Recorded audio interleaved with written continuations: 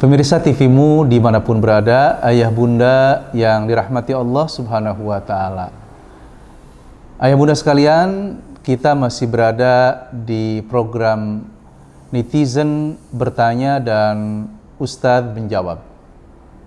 Kali ini perbincangan kita berkenaan dengan pertanyaan dari salah satu netizen tentang hukum pesan makanan yang sekarang cukup marak, apalagi di era lockdown, ya, seperti sekarang ini, di mana kita stay at home, semuanya berada di rumah dan kita nggak bisa ya keluyuran seenaknya, datang ke resto-resto, ke tempat-tempat makanan yang enak-enak, sehingga memang kita dan mungkin banyak di antara kita memanfaatkan fasilitas pesan makanan lewat aplikasi GoFood.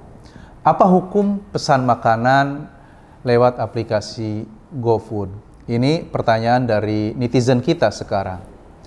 Ayah bunda sekalian, pesan makanan lewat aplikasi GoFood itu gambarannya adalah kita, ya, karena kita baru bisa menjawab kalau kita bisa memahami gambaran dari aplikasi GoFood itu seperti apa. Nah, gambarannya adalah kita masuk ke aplikasinya, kemudian kita memesan barang yang kita inginkan, makanan yang kita inginkan, katakan misalnya mie ayam, ya, mie ayam.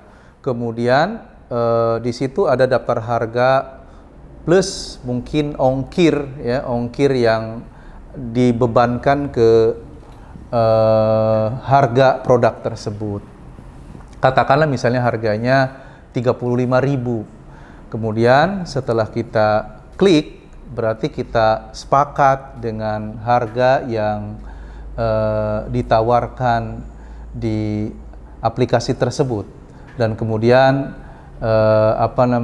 driver akan menghantarkan barang tersebut ke rumah kita dan kemudian kita membayar. Apakah ini boleh? Aplikasi seperti ini memesan makanan lewat GoFood boleh.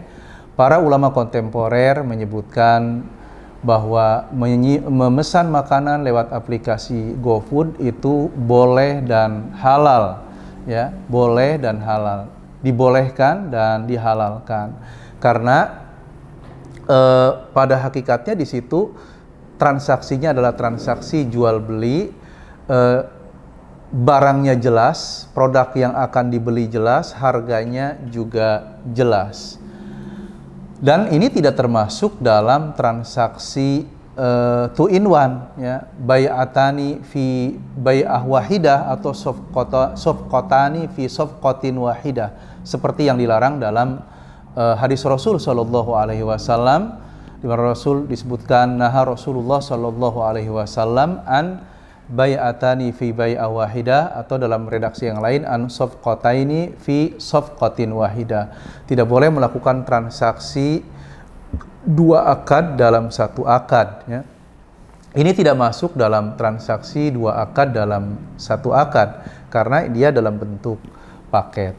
Memang ada beberapa pihak yang menganggap dan melarang jual beli pesan makanan, maksud saya pesan makanan lewat GoFood, karena dia menganggap seolah-olah kita meminjam uang si driver Gojeknya itu, driver motornya itu, ya, kita meminjam uang dia, kemudian dia membeli makanan yang kita pesan pakai uang dia, dan kemudian kita membayarnya. Jadi ada kesan seolah-olah jarronaf'an, ya, berhutang yang mendatangkan manfaat bagi orang yang memberikan hutang itu. Ini enggak, ya, ini tidak masuk dalam kategori tadi ngutang, dan ada dua akad di situ, misalnya akad hutang dan akad sewa, ya, sewa pengantarannya, enggak, ya, karena yang perlu kita pahami juga teman-teman sekalian, ayah bunda yang dirahmati Allah Subhanahu wa Ta'ala, tidak semua transaksi dua akad dalam satu akad itu masuk dalam kategori terlarang. Ya, dua akad dalam satu akad yang terlarang itu adalah ketika dia digunakan sebagai rekayasa untuk melakukan transaksi ribawi agar terkesan tidak riba gitu ya. Melakukan transaksi ribawi agar terkesan tidak riba padahal riba gitu ya. Nah, kemudian dia merekayasa. Misalnya gini. Saya mau pinjem uang ke Pak Ahmad ya. Pinjem uang 1 juta, saya ingin bayarnya 1,5 juta gitu ya. Bayarnya 1,5 juta, maka akadnya kita tambahin. Jadi seolah-olah akadnya jual beli dulu. Pak Ahmad, saya jual buku ini 1 juta ke Pak Ahmad, ya kan? 1 juta ke Pak Ahmad. Kemudian Pak Ahmad menjual kembali ke saya, ya,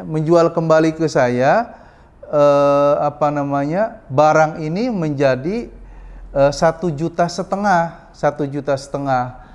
Ya. Dan saya kemudian harus bayar ke Pak Ahmadnya menjadi 1,5 juta, tapi transaksi jual belinya sebenarnya pura-pura aja, nggak terjadi transaksi jual beli itu. Sebenarnya dia ingin ngutang aja 1,5 juta, cuman bahasanya jual beli, dan jual beli ini hanya rekayasa.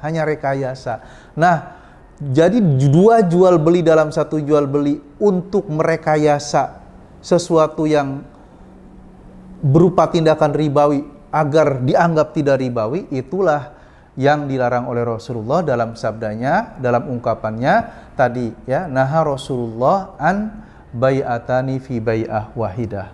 Tapi kalau ada 2 transaksi dalam kesannya satu transaksi itu bukan untuk merekayasa, itu boleh. Misalnya ketika saya beli onderdeal motor, beli onderdeal mobil, beli ban lah misalnya, itu biasanya saya beli ban dan sekaligus saya minta pasangin bannya.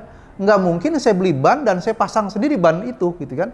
Di situ kan berarti ada 2 transaksi jual beli ban dan transaksi ijaroh, menyewa orang montir ya, menyewa montir untuk memasangkan ban saya. Tapi saya nggak ngomong saya beli ban dan nyewa montir, enggak, cukup dengan satu bahasa aja. Saya beli ban dan secara otomatis ban itu dipasangkan oleh si montir. Begitu juga dengan onderdeal.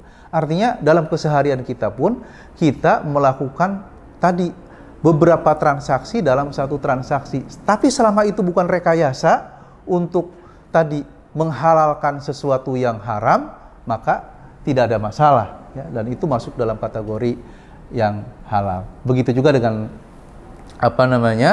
pemesanan GoFood melalui aplikasi GoFood, itu bagian dari transaksi yang dibolehkan dan dihalalkan.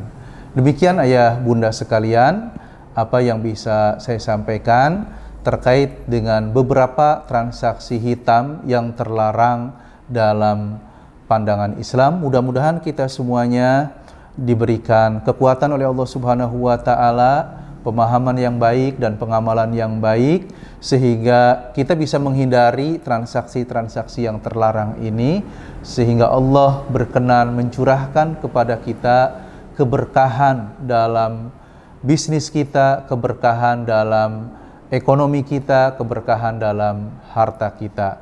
Demikian, kurang lebihnya mohon maaf. Akhirul kalam. Wassalamualaikum warahmatullahi wabarakatuh.